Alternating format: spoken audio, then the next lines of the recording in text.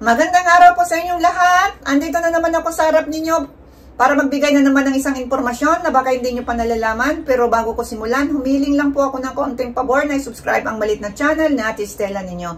Pakiclick na rin ang notification bell para sa susunod updated po kayong lahat sa mga i-explore ko pa na mga bagong mga impormasyon na baka meron kayong matutunan kahit kaunti man lamang. So guys, huwag na tayong paligoy-ligoy pa. Simulan na natin ang ating topic ngayon. Ang topic natin ngayon ay nanggaling sa ating isang subscriber.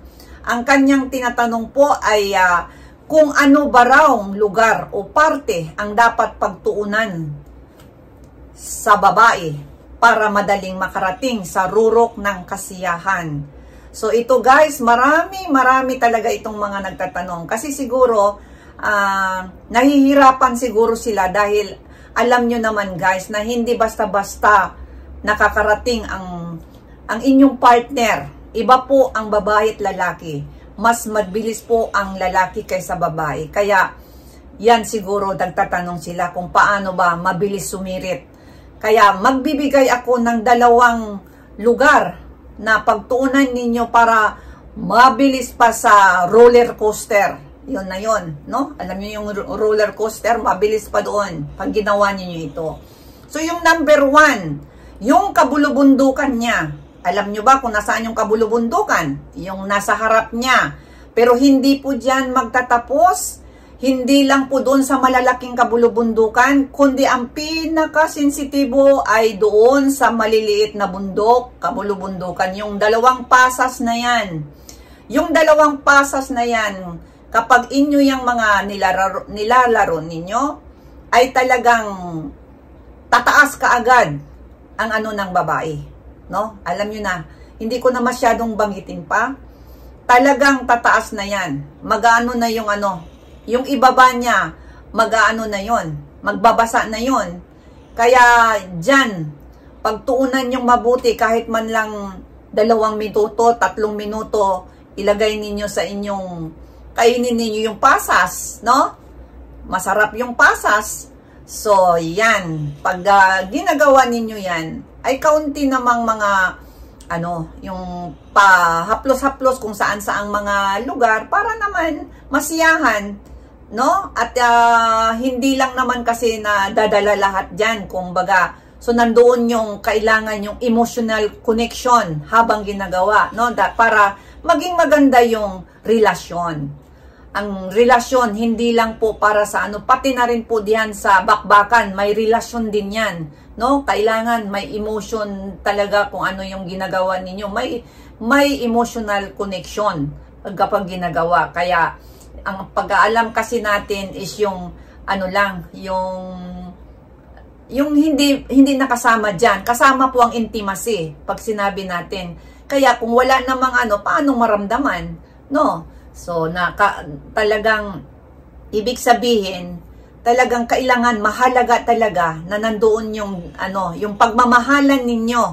No? Kasi pag nandoon yung pagmamahalan ninyo, ay talagang, yung lahat na mga gusto ninyong gawin, nagagawa ninyo. Kasi kung kung one side lang, ang may gusto ay walang mangyayari. So, kailangan pag ginagawa natin ang bakbakan, kailangan pareho ninyong gusto, no? Para walang sisihan, walang magmamaktol kung hindi nakatapos ang isa. So, kailangan po natin yan. So, alam nyo na guys, sa kabulubundukan. Yan po kahit naman hindi karanasan ko rin yan So, hindi ko na maitanggi yan. Kaya hindi po yan kasinungalingan. So, yung pangalawa naman, ayun na. Kung ano yon, doon sa karagatan. So, bakit ko sinasabing karagatan? Kailangan sisirin ninyong mabuti yon. Hindi ko na lang masyadong kasi alam nyo naman dito na bawal yung mga salitang mga grabe yung So, yung karagatan na yan, kailangan sisirin ninyo yung mabuti.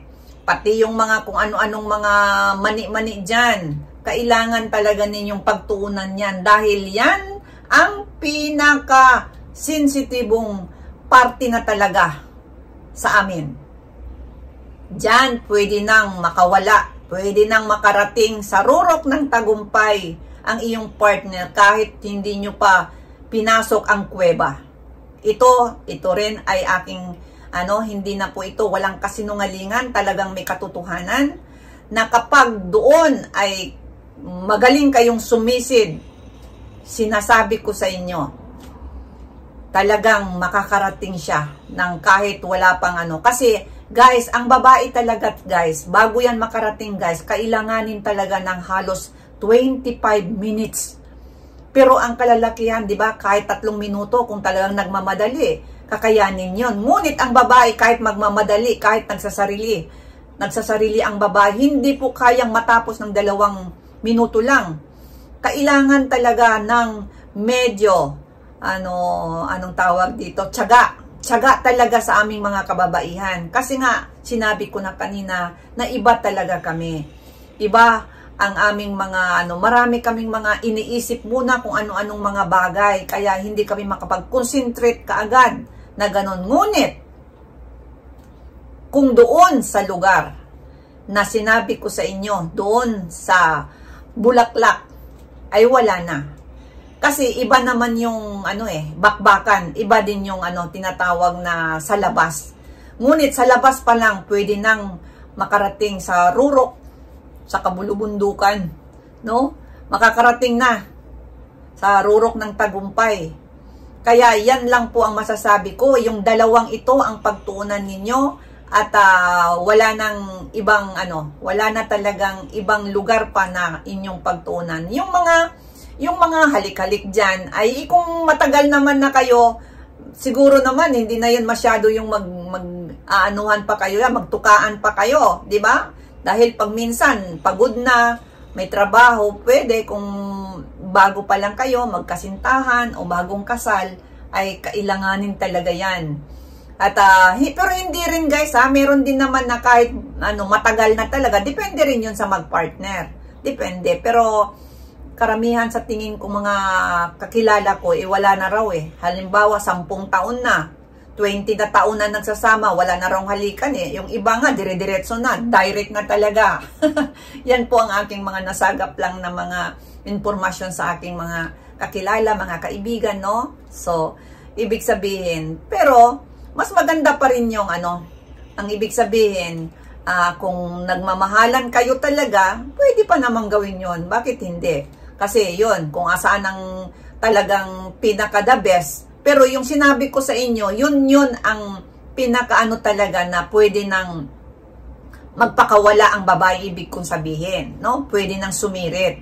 Ngunit kung daanin natin sa mga sa basic, nandito yan sa mga tainga, sa mga dito, sa mga liig, sa mga balikat, yung mga haplos-haplos na yan yung yan yung basic talaga. Ngunit direct na po tayo. Kaya yung 2 lang ang sinabi ko para kasi ang tanong dito kung paano makarating kaagad sa Rurok ang isang babae. So, hayan po guys, sana nagustuhan mo at saka nakita mo ang aking vlog na ito. Ginawan ko na lang din para sa pangkalahatan na rin. Maraming salamat sa inyong lahat sa araw na ito. Ang inyong lingkod, si Ate Estela niyo. Bye-bye!